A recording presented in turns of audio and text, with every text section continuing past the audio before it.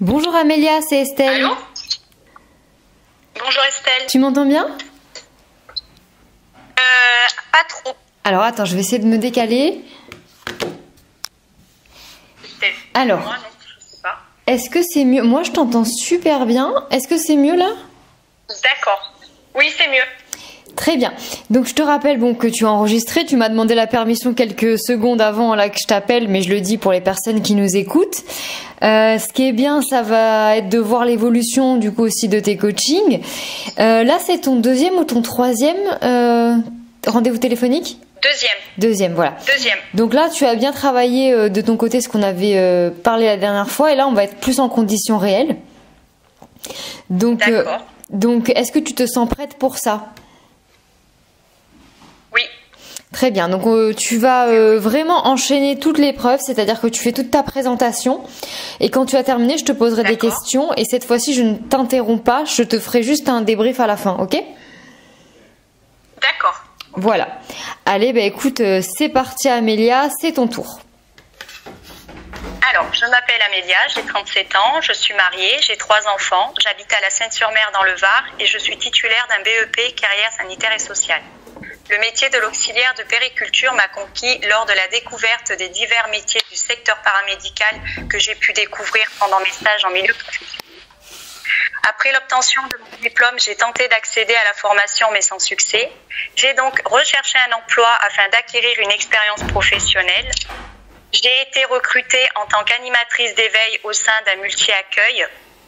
M'épanouissant dans mes fonctions et étant totalement intégrée au sein de cette équipe, j'ai fait le choix de renouveler mon contrat durant plusieurs années.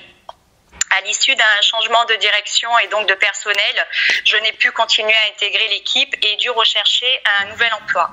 Alors j'ai recherché un nouvel emploi, pas parce que le métier de l'auxiliaire de périculture ne me convenait plus, bien au contraire, cette expérience n'avait fait que renforcer mon souhait de le devenir, mais parce que durant ces 4 années passées au sein de cet établissement, ma situation professionnelle a évolué. Je me suis mariée, j'ai eu une petite fille. Ayant le projet d'avoir d'autres enfants, il m'a semblé plus intelligent d'attendre de finir de fonder ma famille avant de pouvoir suivre cette formation. Donc, j'ai été recrutée au sein d'une crèche parentale et cela jusqu'à la naissance de mon deuxième enfant. À l'issue de cette naissance, j'ai souhaité bénéficier d'un congé parental d'éducation de 3 années qui aura duré 4 années pour moi car en fin de première année, un troisième enfant est venu agrandir la famille.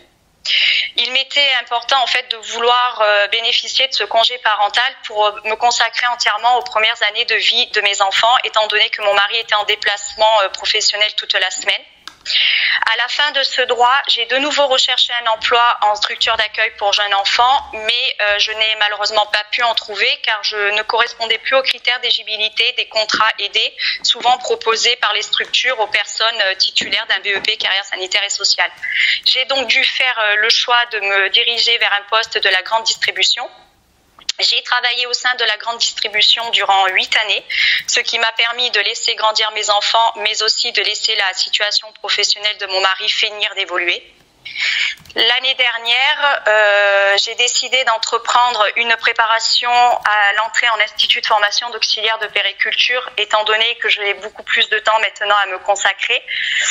J'ai présenté la sélection au mois de juin. Malgré mon classement, je n'ai pu être admise à l'IFAP de la Garde.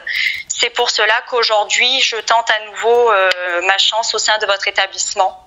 Donc, même si je garde un excellent souvenir de mon expérience en structure d'accueil pour jeunes enfants, je souhaite aujourd'hui évoluer vers une pratique soignante.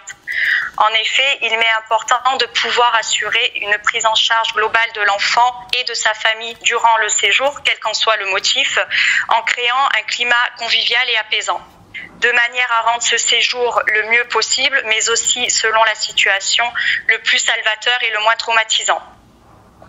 En plus de vouloir apporter à un enfant des soins de nursing comme la mise au sein, le soin du cordon, la toilette, je veux lui apporter une bienveillance à son état clinique, en prenant ses constantes, en surveillant la fréquence de ses selles, la fréquence de ses urines, mais aussi en veillant à son bien-être et à son confort, en lui procurant une écoute attentive afin de pouvoir répondre à ses besoins.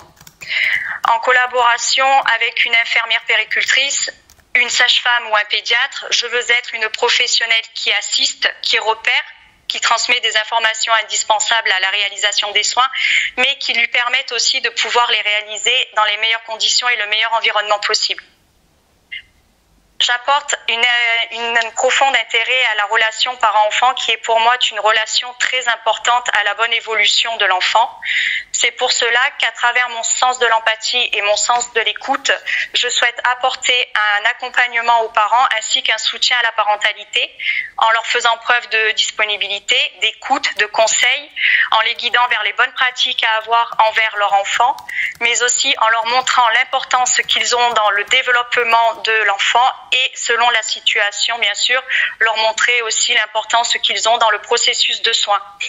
Je souhaite leur montrer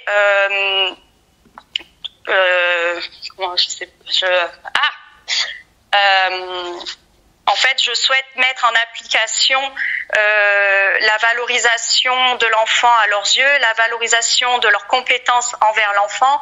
Je souhaite aussi les encourager à parler à l'enfant, à le toucher, à le caresser, à favoriser le pot à pot aussi quand cela le permet, de manière à maintenir et à tisser le lien parent-enfant. Malgré que le métier de l'auxiliaire de périculture en milieu hospitalier me passionne, je suis impatiente de pouvoir découvrir d'autres lieux d'exercice afin d'enrichir mes connaissances. Tu as fini ? Oui, pardon. Non, juste parce que je prends des notes en même temps pour après te dire des trucs. Donc je finis juste ce que j'étais en train de marquer parce que pour pas oublier, pour te le dire, après je te pose des questions, je suis obligée de couper parce que sinon j'oublie ce que tu dis. D'accord. Hop. Voilà, j'ai pris des notes. Alors, je te ferai un débrief à la fin. Donc là, j'aimerais que tu répondes aux questions suivantes. Donc déjà, comment as-tu prévu de financer la formation auxiliaire de puériculture ? Personnellement, par mes propres moyens. Très bien. Au niveau de la localisation de l'école par rapport à ton domicile, est-ce que c'est loin ou pas ? Oui. C'est à peu près 40 minutes, 45 minutes, on va dire. D'accord. Est-ce que c'est une distance qui te convient ou enfin qui vous convient ou c'est un petit peu long par rapport aux enfants, etc. C'est pas un problème. Non, pas du tout. Et en plus, c'est essentiellement que de l'autoroute, donc généralement, ça roule bien de ce sens-là, de ce côté-là, donc non, pas du tout. Très bien. Comment est-ce que vous réagissez lorsqu'il y a un conflit au sein d'une équipe ?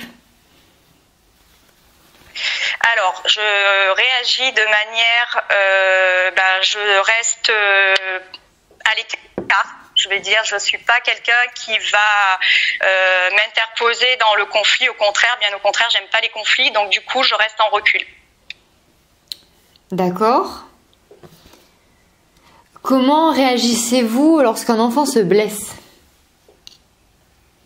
Alors, je vais le voir, je regarde ce qu'il a, je le rassure, je lui dis que je peux comprendre qu'il est mal, que je comprends qu'il est mal, mais qu'il faut que je regarde ce qu'il a de manière à lui apporter les soins.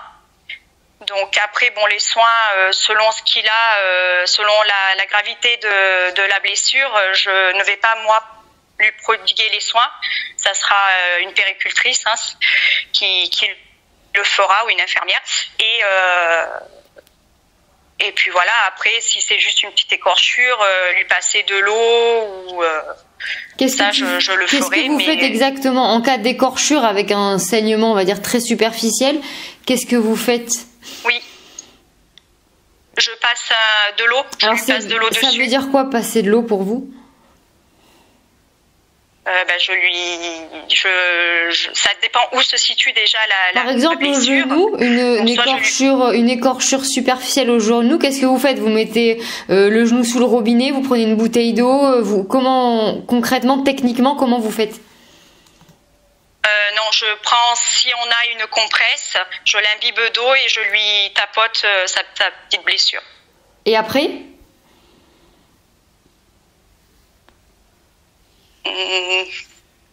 Après, au niveau de la blessure, au niveau de, Oui, au niveau du soin, de ma au niveau réaction du vers soin. l'enfant. Non, non, plutôt au niveau du soin. Oui. Est-ce que c'est tout au niveau du soin, ou vous terminez là, ou vous apportez quelque chose de supplémentaire? Je lui applique un petit pansement dessus. Très bien.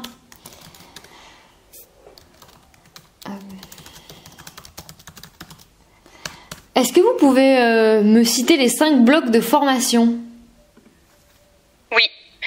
Alors le premier, c'est accompagnement et soins de la personne, de l'enfant dans les activités de sa vie quotidienne et de sa vie sociale. Le deuxième, c'est évaluation de l'état clinique de la personne et mise en œuvre des soins adaptés en collaboration. Le troisième, c'est information et accompagnement de la personne et de son entourage, des professionnels et des apprenants. Le bloc 4, c'est entretien de l'environnement immédiat de la personne et des matériels liés aux activités de soins en tenant compte du lieu et des situations d'intervention. Et le bloc numéro 5, c'est le travail en équipe pluriprofessionnelle et les transmissions liées aux activités de soins, à la qualité et ou à la gestion des risques. Très bien. Quelle est votre principale qualité? Je dirais la patience. Très bien. Et votre principal défaut? L'obstination. Je suis quelqu'un d'assez obstiné quand j'ai décidé quelque chose. Je suis assez obstinée. Pourquoi avoir mis ça dans les défauts? Je lâche pas. Pardon? Pourquoi dans les défauts? Oui, pourquoi avoir choisi de mettre ça dans les défauts? Parce que souvent on me le reproche, donc pour moi, je considère ça comme un défaut. D'accord, très bien. Merci beaucoup Amélia. Vous pouvez appeler la candidate suivante. Voilà, donc tu m'entends bien? Oui, oui. Alors, comment tu t'es trouvée? Dis-moi, je te laisse parler, après je te dirai ce que je pense. Comment tu t'es trouvée, toi? Oui. Comment tu t'es sentie? Voilà, comment, voilà. Très stressée. Ouais. Et c'est pas l'examen. Oui. Donc, j'avais l'impression de lire mon texte, alors qu'en fait c'est du par cœur. Hein. Je lisais pas du tout, mais c'est vrai que je me disais, on dirait que tu lis quelque chose, quoi. Ouais. Donc, j'espère que le jour de l'examen, ça sera plus naturel, plus spontané, parce que c'est vrai qu'il faut pas non plus que je leur balance un texte appris par cœur. Donc voilà. Ouais, voilà, à part le stress, franchement. Est-ce que tu trouves que tu es satisfaite de ta réponse aux questions ou pas? Pas à 100%. Pourquoi?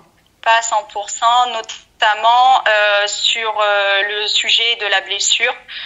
J'avoue que je suis pas sûre d'avoir fait.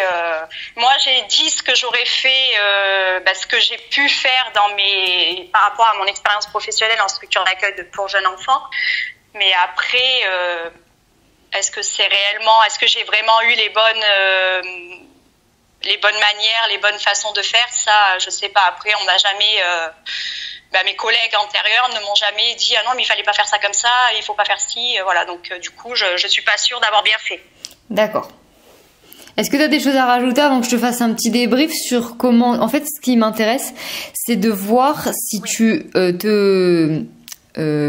te juges justement, si tu es quand même consciente de tes faiblesses et de tes points forts. En fait, c'est ça. Je te demande d'abord l'avis en premier pour que je vois un petit peu où tu en es par rapport à toi, si tu trouves que tu as fait un excellent travail, si tu penses que tu as encore à retravailler ou si t'es pas du tout satisfaite. C'est pour ça que je te demande en premier l'avis. Est-ce que tu as des choses à rajouter globalement avant que je te fasse mon débrief? Non. D'accord. Non. Très bien. Donc là, je te rappelle qu'on est au tout, on va dire quand même c'est qu'un deuxième coaching, hein, donc c'est normal que tout ne soit pas parfait. En tout cas, tu avais vu juste au niveau de ta cadence du débit. Donc je vais te dire ce qui est bien. Donc ce qui est bien, c'est le fond. Dans la partie présentation, le fond il est bon. Dans la partie question, ça va être un peu faiblard, mais je vais t'expliquer pourquoi. Mais garde à l'esprit que c'est un brouillon là, hein, c'est pas le truc définitif, hein, donc ne panique absolument pas. Et si je te fais écouter des coachings que j'ai eu avec d'autres élèves, à chaque fois il y a une marge de progression qui est énorme, hein, donc ce n'est pas grave. Donc effectivement, je t'ai trouvé plus stressée que la première fois. Je t'ai trouvé beaucoup plus stressée et j'ai l'impression que du coup quand t'es stressée tu parles très vite justement, et en fait le problème avec ton texte c'est que en fait t'arrivais pas à captiver mon attention parce que c'était tellement rapide et tellement débité de façon formelle qu'il n'y a pas du tout d'histoire ni d'émotion, le lien il peut pas se créer en fait. Mais ça c'est complètement dû au stress parce que ton texte il est intéressant. Mais là c'était en fait, en plus quand tu es stressé tu emploies des mots formels comme beaucoup d'élèves, c'est-à-dire j'en ai cité quelques-uns, mais par exemple tu vas dire, parce que c'est des choses qu'on dit pas vraiment à l'oral, quand tu dis par exemple à l'issue, en effet, etc. C'est vrai que quand on le dit à l'oral ça passe moins bien qu'à l'écrit. N'hésite pas en fait à garder à l'esprit que tu dois tout simplement l'effet c'est juste une conversation. Tu dois être dans une conversation. Ce n'est pas un exercice différent que de converser avec quelqu'un, parce que tu vas voir que en fait tu vas tomber sur deux cas de figure, soit le jury va te couper, soit va te laisser parler, mais dans tous les cas, c'est une conversation, c'est pas une récitation, c'est pas un texte politique, etc. C'est vraiment une conversation. Donc n'hésite pas à remettre les choses un petit peu à leur place et te dire non, je dois juste parler dans un langage plus simple, avec un rythme plus simple aussi. Là, ça allait trop vite et on comprenait pas les parties, les différentes parties, et le rythme était linéaire du début jusqu'à la fin. Donc du coup c'est vrai qu'à un moment donné on décroche un petit peu parce qu'il n'y a pas de changement de ton, de rythme, etc. Mais ça c'est dû au stress. Et de toute façon le stress, tu vas réussir à t'en débarrasser à force de pratiquer. C'est la seule solution. Là c'était la première fois qu'on faisait comme ça le coaching en conditions réelles, donc c'est normal. Ensuite, qu'est-ce que j'ai noté d'autre? Alors attends, hop. Ah oui, tu dis, alors le problème aussi c'est que dans ton discours il y a 3 éléments négatifs. C'est que tu dis en première paragraphe que tu as raté la première fois l'entrée à l'école. Ensuite tu dis que malheureusement tu n'as pas pu faire, alors j'ai perdu ce que tu as dit, tu n'as pas pu faire une reconversion dans un BEP quelque chose que t'as pas eu à cause des critères d'âge, ou je sais plus ce que tu as dit. T'as dit. Non, c'était quoi déjà? C'est pour la reprise de l'emploi après mon congé parental. Là, plus aux critères. Voilà, là t'as dit malheureusement je ne répondais plus aux critères, et après 3e échec encore où tu parles que t'as encore raté l'année dernière l'entrée. Donc ça veut dire dans un texte de moins, on va dire de 10 minutes, il y a 3 trucs qui te dévaluent ou tu t'auto-dévalues. C'est trop. 3 c'est trop.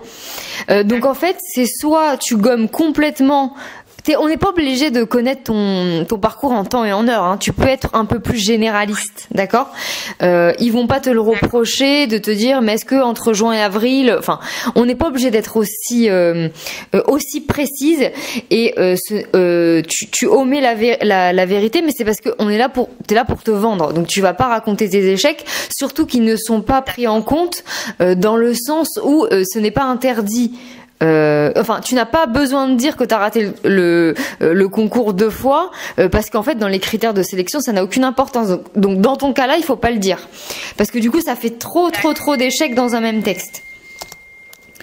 Voilà. Ensuite ah oui, alors là où il faudra que tu aussi modifies les choses, tu as parlé de soins de nursing, alors même si c'est juste, hein, et même moi j'emploie ce mot, mais c'est vrai que des fois certaines auxiliaires, voilà, qui ont parfois les anciennes, les mots un peu mi-anglais mi-français, elles aiment pas ça et elles ont le droit, mais on va parler plus, mais c'est peut-être moi qui t'ai dit ce mot-là parce que je l'utilise moi, mais je sais qu'il y en a qui l'apprécient pas trop.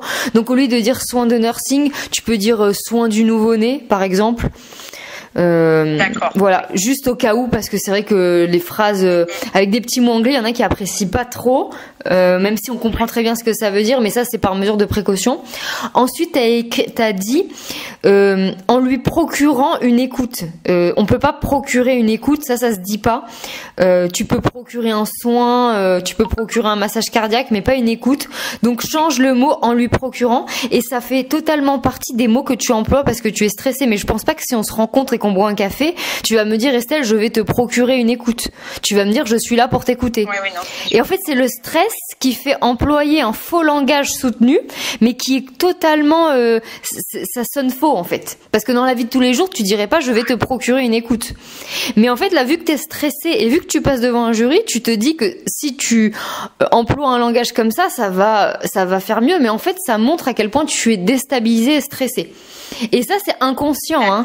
C'est vraiment inconscient. Et le jury va l'interpréter aussi avec leur inconscient, en se disant non, elle est stressée. Tu as le droit d'être stressé, c'est pas un problème. Mais là, le but, en fait, c'est de gommer le stress pour comment dire, pour donner une meilleure image de toi-même. Ensuite, tu as dit,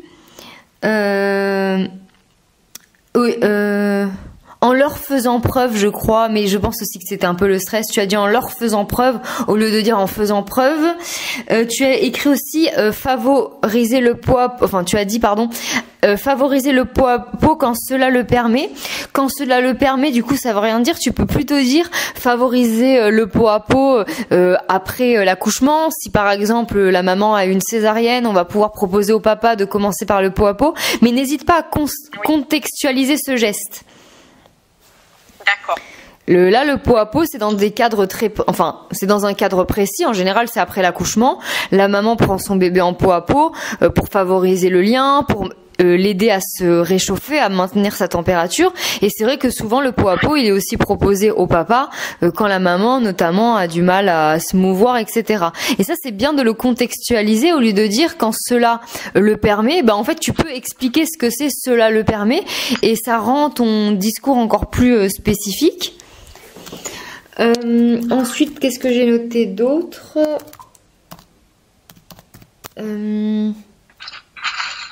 Ah oui, t'as fait une répétition à un moment, t'as dit ma passion me passionne ou un truc comme ça. Enfin, dans la phrase, il y avait une répétition avec passion. Il y avait 2 fois passion, donc ça faisait répétition. Donc trouve peut-être un synonyme, mon intérêt ou mon désir ou ce que j'aime. Et après, tu peux dire passion ou cela me passionne. Mais à l'oreille, je l'ai entendu, ça a sonné, ça a tilté 2 fois là dans mon esprit. Et pareil, encore quelque chose que je pense que tu dis parce que t'étais stressée. T'as dit, après je vais t'expliquer par rapport à tes questions, mais t'as dit appliquer un pansement. Pareil, on n'applique pas un pansement, on met un pansement et on applique de la crème plutôt, tu vois. C'est des petits détails, mais c'est vrai qu'à l'oral, en fait, ça a son importance, hein, voilà. Voilà, alors par rapport aux questions que tu as répondues, donc les blocs de compétences, très bien, et à la limite à un moment donné tu as bugué sur le bloc de compétences, mais en fait ce que j'ai apprécié c'est que du coup, vu que tu es sorti un petit peu de ton truc que tu connais par cœur, tu parlais plus naturellement. En fait, à un moment donné tu as hésité entre dans un titre, ça n'a aucune importance d'ailleurs d'hésiter, hein, c'est pas grave tant que tu te rattrapes. Tu as hésité et du coup là d'un coup, en fait tu es un petit peu sorti comme de l'hypnose de ton texte et du coup, t'as parlé avec un ton de voix qui était beaucoup plus naturel parce que du coup, t'as dû aller chercher dans ta mémoire au lieu de débiter des choses un peu par cœur. Et là, pour le coup, c'était beaucoup plus naturel et en fait, je te captais. Là, je captais ce que tu me disais et t'avais beaucoup plus mon attention. Donc, c'est vraiment ça qu'il va falloir toi que tu travailles. C'est de toute façon la répétition qui va te permettre de moins appréhender l'épreuve et qui va te permettre en conséquence d'être beaucoup plus naturel, de mettre des temps de respiration. Dis-toi aussi que c'est très agréable. Là, je vais te faire une phrase où je vais pouvoir te mimer là ce que je suis en train de te dire. C'est très important de mettre des temps d'arrêt et on pourra totalement capter ton attention. C'est pas parce que tu parles vite, que tu parles fort en accéléré, tu vas perdre complètement l'attention du jury. Si tu parles lentement, avec du rythme, que tu mets des points, des virgules dans ta tête, tu vas voir que tu seras beaucoup plus pertinente. Toi, tu seras beaucoup moins essoufflée et l'épreuve, tu vas beaucoup moins la subir parce que là, on dirait un petit peu que tu fais que l'épreuve se passe rapidement pour un petit peu, que ce soit derrière toi. Mais essaye de l'apprécier cette épreuve parce que franchement, tu as largement les compétences, le potentiel, tu t'exprimes très bien, mais c'est juste le stress qui dévalue ce que tu es. Plus posé. Ouais. Exactement. Sois vraiment plus posé. Par rapport à la deuxième partie sur les questions, pareil, l'objectif c'est vraiment d'être précise et après je vais encore te donner un exemple. Donc quand je t'ai dit un enfant se blesse, donc une blessure complètement superficielle. Donc ce que tu dois dire c'est qu'effectivement donc tu nettoies la blessure. Donc nettoyer, tu peux dire que tu vas mettre plutôt l'enfant sous un robinet parce que c'est vrai que ça peut faire mal d'appliquer une compresse sur une plaie ouverte. Donc plutôt mettre avec de l'eau et du savon, de nettoyer la plaie même si c'est superficiel, de nettoyer la plaie, ensuite mettre un peu de biceptine, donc un antiseptique, et ensuite sécher, et ensuite mettre un pansement. C'est ça l'ordre basique, classique, et c'est ça qu'on aurait dû t'apprendre en crèche, parce que même si c'est une petite plaie, faut quand même désinfecter, parce qu'on peut avoir des petites infections, même sur des micro-plaies. Donc l'ordre, c'est nettoyer. Donc nettoyer, c'est eau, savon, ensuite rincer, ensuite désinfecter, et ensuite mettre un pansement. C'est ça l'ordre qu'on attend, parce que par exemple, mettre de l'eau, on sait pas ce que ça veut dire, on sait pas comment tu fais, etc. Et là, j'ai eu donc pas mal de retours donc d'élèves que j'ai coachés avant, donc qui sont déjà passés. Et alors c'est pas du tout c'est pas pour te faire peur à toi, et je parle là surtout aussi pour celles qui nous écoutent, mais vraiment le jury attend vraiment des précisions.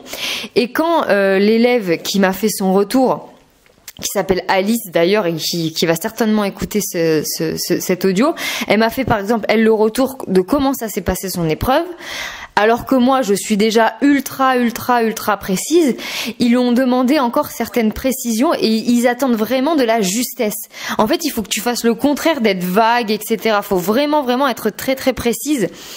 Par exemple, qu'est-ce qu'elle m'avait dit, qui lui avait dit? Oui, elle a dit qu'elle apprenait les couleurs aux enfants. Et voilà, le mot apprendre, il n'était pas adapté. C'était plutôt dans le cadre de la maternelle qu'on apprenait. Là, nous, on était plus dans l'accompagnement, dans l'éveil.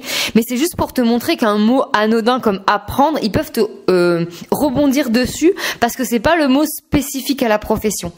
Il faut vraiment toujours garder un langage spécifique. Et voilà, par exemple, quand tu dis pour l'allaitement, quand je t'ai pardon dans le pot à pot, quand t'as dit dans ce cas-là. Voilà, précise c'est quoi ce cas-là. Quand tu dis mets de l'eau, explique que tu mets la jambe de l'enfant sous le robinet, etc. Faut vraiment que tu sois tout le temps dans la décortication de ce que tu es en train de faire et de dire. Voilà. C'est vraiment ça qui va te permettre d'y arriver. Là, pour moi, on est à un stade de brouillon, donc il faut pas que tu t'inquiètes de ce que je te dis. Je te promets que quand on va refaire un coaching, avec là tout ce que je t'ai dit, plus le travail que toi t'as fait de ton côté, là peut-être que tu vas te dire oh là là c'est moyen, mais c'est pas du tout moyen. Là je te parle des détails, mais c'est déjà très bien ce que t'as fait. Là on est vraiment dans l'amélioration ultime. Il y en a qui se présentent à l'oral, ils ont pas préparé l'oral quoi. Ils ont un petit peu dans le bus le matin essayé de faire un truc. Toi t'as déjà énormément travaillé. Tu m'as envoyé plein de vidéos, etc. Ton discours, ton plan, il est construit, il est clair, il y a une bonne chronologie, etc. Toi, il faut que tu travailles ton interprétation et juste ta précision quand tu réponds aux questions. Mais franchement, ne te fais pas de soucis. Et si je me ferais du souci, je te l'aurais dit. Voilà, là je te dis vraiment ce que je ressens, mais ne sois pas inquiète ni stressée de ce que je suis en train de te dire. Là, c'est vendredi qu'on a un autre coaching, c'est ça? Non, on n'en a pas d'autres programmés. Ah, oui. Justement, j'allais vous le demander parce que j'ai mon oral la semaine prochaine. Oui, voilà. Oui, on avait dit qu'on reprogrammait. Voilà, on n'a pas encore programmé. En tout cas, voilà, là, tu vas en avoir un autre dans 3 jours à peu près. Tu vas voir que là, le texte que tu as préparé, du coup, il n'est plus à travailler. Toi, tu dois juste travailler ton interprétation. Et tu dois penser, je dois parler doucement, tu dois le penser. Hein. Faut vraiment, je pense que toi, tu t'arrêtes parce que tu es un cheval de course. Il faut vraiment que tu te freines toute seule. Apprends à respirer, à mettre des virgules, des points, etc. Tu vas voir que même toi, tu vas plus apprécier parler dans ces conditions. Tu vas te sentir plus à l'aise. Oui, non, mais de toute manière, j'en suis. Mais t'as vu, oui, voilà. Que voilà, le stress, je m'en suis rendu compte.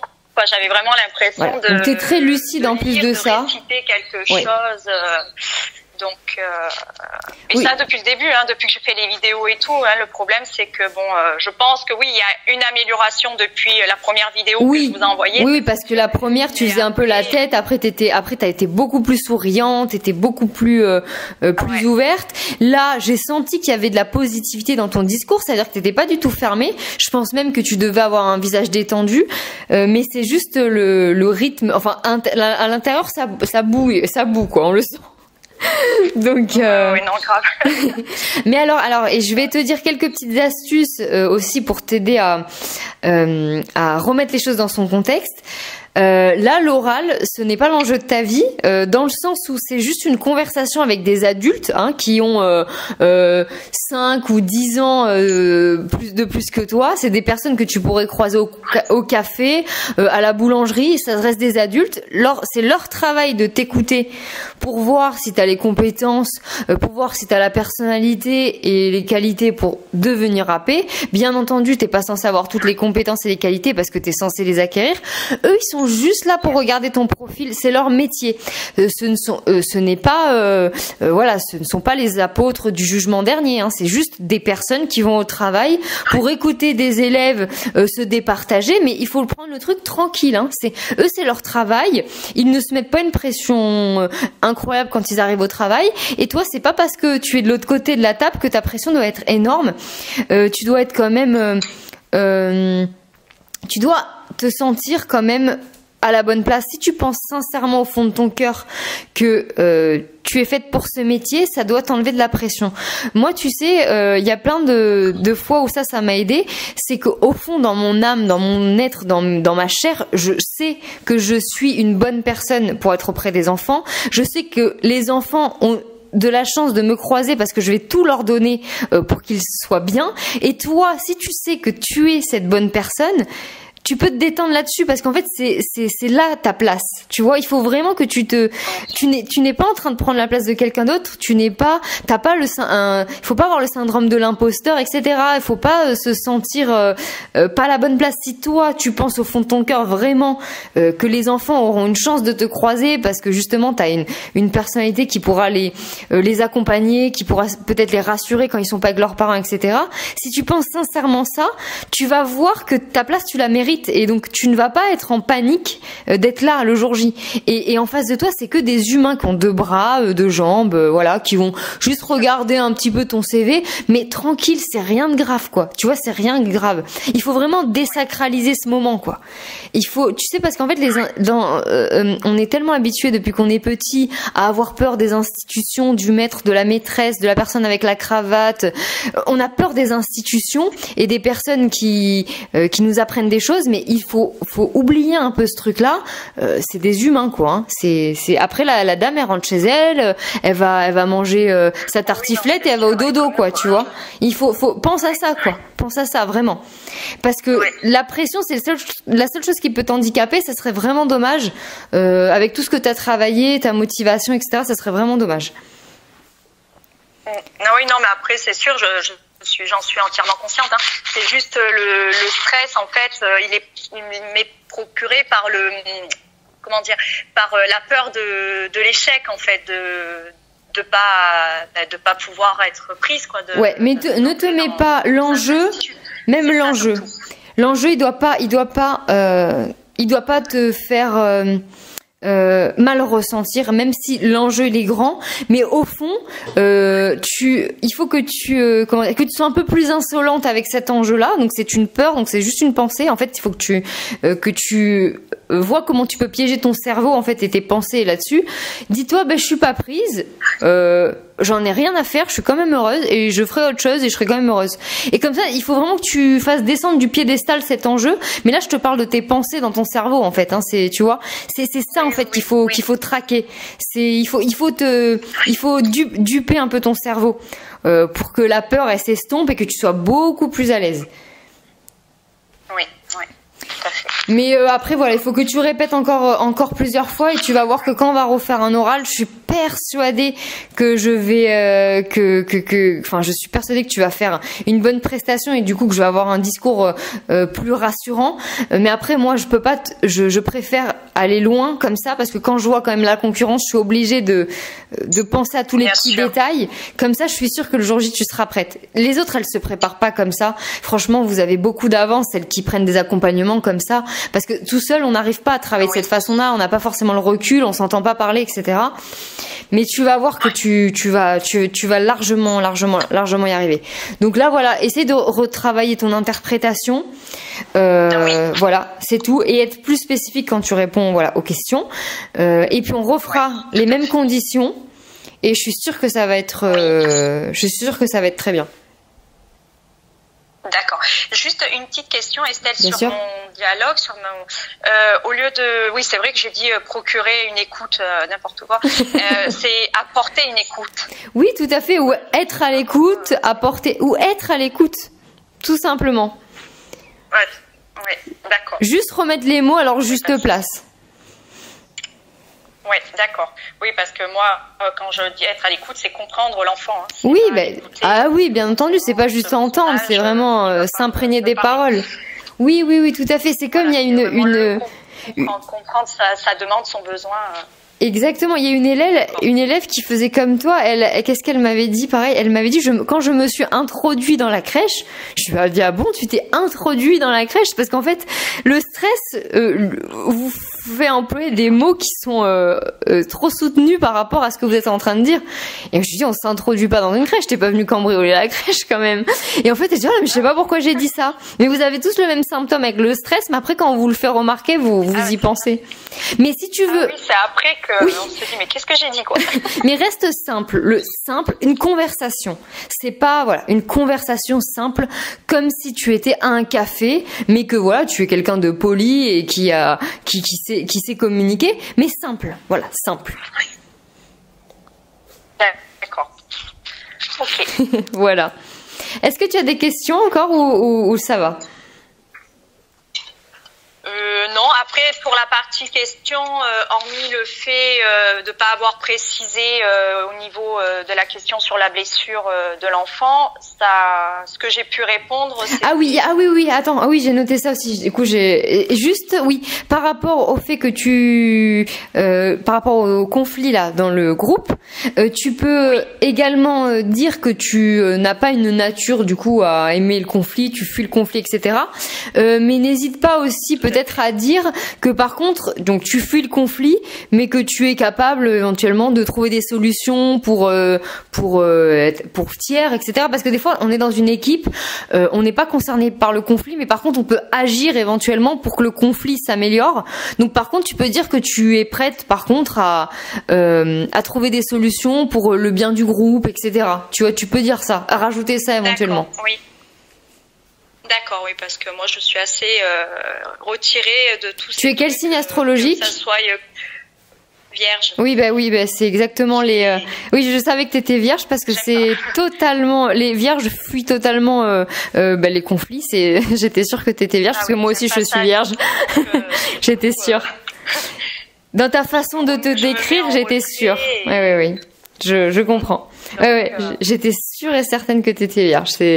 J'aurais eu ma main à couper. Donc oui, je comprends totalement. Et d'ailleurs, c'est une chance. Hein.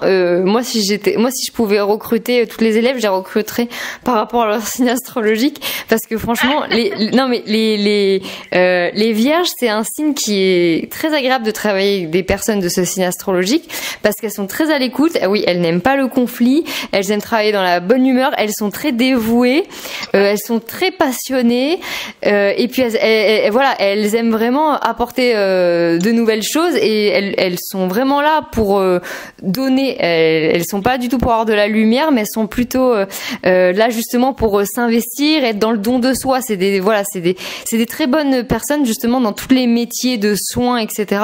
Donc je pense que tu as vraiment la bonne place, et donc d'autant plus travaille vraiment bien ton discours, parce que je sais que tu feras une très bonne professionnelle.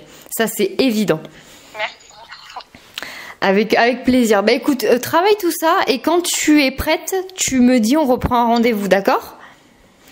D'accord, très bien. Je te laisse me recontacter sur WhatsApp quand tu es prête, ok? D'accord, super. Merci beaucoup. Très bonne journée Amélia, et puis à très vite. Pareillement. Au revoir. Merci beaucoup. Bonne journée, au revoir.